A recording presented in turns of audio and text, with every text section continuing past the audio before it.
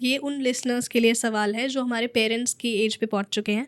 मैंने बहुत बात नोटिस की कि जो मेरे पेरेंट्स की एज पे जितनी भी मेरे मॉम की फ्रेंड्स हैं या लोग हैं, वो ये कहते हैं कि ना अब हमें ना राजमा नहीं पचते, अब हमें ना दाल नहीं पचती, अब एवरीबडी हैव शिफ्टेड टू तोरी एंड ऑल।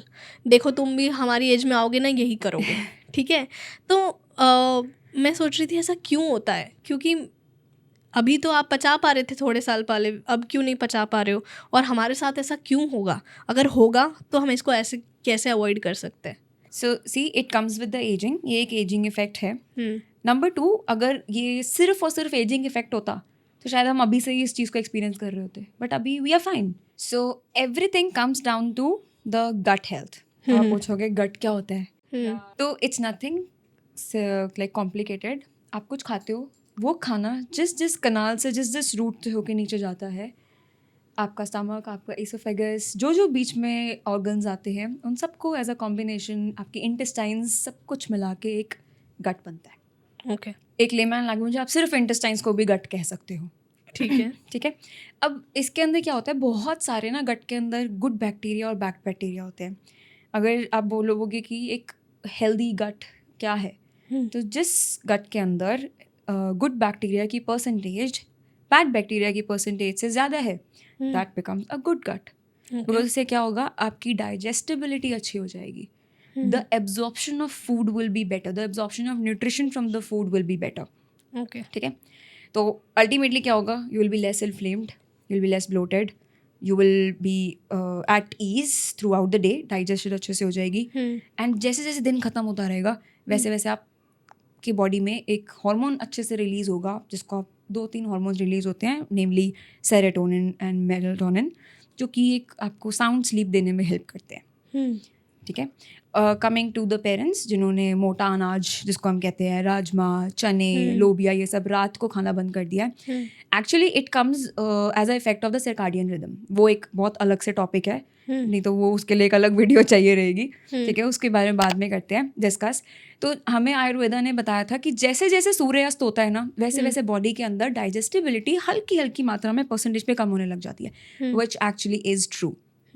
दो इट इज सेड कि पेट को नहीं पता है कि दिन है कि रात है, ऐसा भी साइंस बोलती है। बट सी, जिस सिनेरियो में हम पले बड़े हैं, हमारी बॉडी उसी सिनेरियो को रिफ्लेक्ट करती है, अडेप्ट कर चुकी है ऑलरेडी, राइट। तो राजमा ऐसा नहीं है कि वो डाइजेस्ट नहीं करेंगे, वो डाइजेस्ट हो जाएगा। अगर आपके पास उस तरीके का बैक्टीरिया है, उस तरीके से जूसेस बॉडी रिलीज कर रही है, वो सब डाइजेस्ट कर देगी। But the time taking, the process of digestion will be a bit extra than usual. और फिर आप खाने के बाद अचानक से सो जाओगे, रात का समय है, डिनर का टाइम है, तो आपकी स्लीप भी डिस्टर्बेड रहेगी। सो बस एक ये रीज़न रहता है। तो इसका मतलब है जो कह रहा है कि मुझे खाना नहीं पचेगा, मुझे राजमा दाल ये सब चीज़ें नहीं पचेंगी, उसका मतलब है कि उनके इंटेस्टाइन में, सिंप्लीफाइड लैंग्वेज में अगर बोलें, उनके इंटेस्टाइन में गुड बैक्टीरिया की मात्रा कम है, बैड बैक्टीरिया की मात्रा ज़्यादा है, जिसकी वजह से उनका डाइजेशन प्रोसेस स्लो हो जाता है और फिर उन्हें एसिडिटी और उन्हें bloating.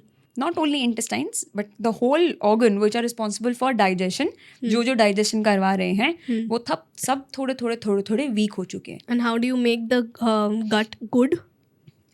You have your prebiotics, you have your probiotics, जिसको हम, अगर आप एग्जाम्पल लेना चाहो तो आप दही की मात्रा बढ़ाओ, राइट, कर्ड खाओ, उसके अंदर बहुत गुड बैक्टीरियाज है, the lactobacillus, very important for our body.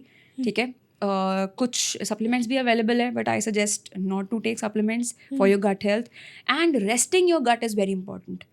आपने सुना होगा 12 hours of eating and 12 hours of fasting, right. Intermittent fasting? Intermediate fasting नहीं, इंटरमीडिएट फास्टिंग की शुरुआत आप इस 12-12 घंटे की कर सकते हो, 12 घंटे की ईटिंग विंडो, 12 घंटे की फास्टिंग विंडो कर सकते हो। But intermediate fasting is a different concept all together. उसके अलग से रूल्स एंड रेगुलेशंस हैं, वो एक फास्टिंग का अलग कॉन्सेप्ट है। बट 12 आवर्स की fasting is very doable, yes. And it is very, it's kind of a sweet spot कि आप रह सकते हो 12 घंटे तक भूखे। आपको बहुत ज़्यादा मेहनत नहीं करनी पड़ेगी खाना ना खाने की, मतलब आपको स्टारवेशन मोड पे नहीं आना पड़ेगा कि आप इतने स्टारवेशन मोड पे चले गए हो कि बॉडी उसके रिफ्लेक्ट में फिर से फैट रिजर्व करने लग जाएगी। वैसा सिनेरियो नहीं बनेगा।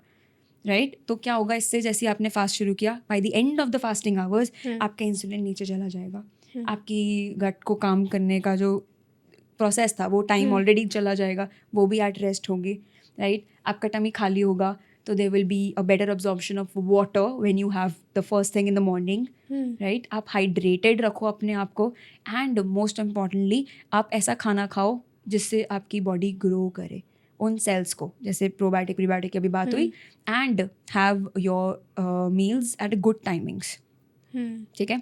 बहुत लेट नाइट मील्स नहीं खाने कि खा के अचानक से सो जाओ, ओके बाय टाटा good night, no don't do that, at least have a gap of 2-3 hours of any meal you take before taking a nap और taking a good night sleep. So fasting is one way, probiotics is one way, and fasting की वजह से आपने इतने सारे explain कर दिए, benefits explain कर दिए। राइट ऐसे इंसाइटफुल क्लिप्स और शॉर्ट्स को देखने के लिए इस चैनल को सब्सक्राइब करो।